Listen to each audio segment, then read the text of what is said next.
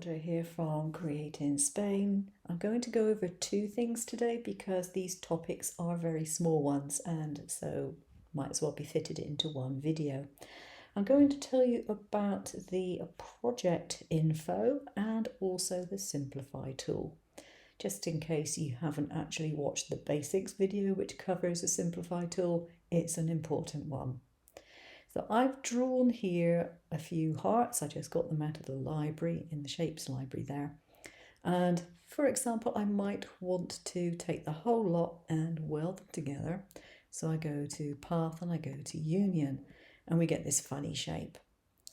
Now, if I have traced something, I might get a really quite an involved shape and maybe it's got way too many nodes in it.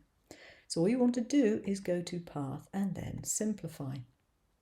Now in this particular case, you can see that the number of nodes on the left, the original, the input is 103. The output nodes on the other side, after it's been simplified, is down to 53. That is much better than that is. In most cases, it will not alter the shape of your design. If you find that it does, you can cancel. You can put this figure down. This is on the maximum. I nearly always leave it on the maximum, and it's very, very rare that I have to actually put it down. Occasionally, if I'm doing text, I might want to put it down. Text is a little bit different. But that will take out a lot of nodes in your design, and that means that your cutter will cut more smoothly. It won't be so jagged. You'll get a better result, and it'll be quicker. A win-win for everybody. So the last thing I want to do on this particular video is the project info. It's under window. I knew I'd seen it somewhere.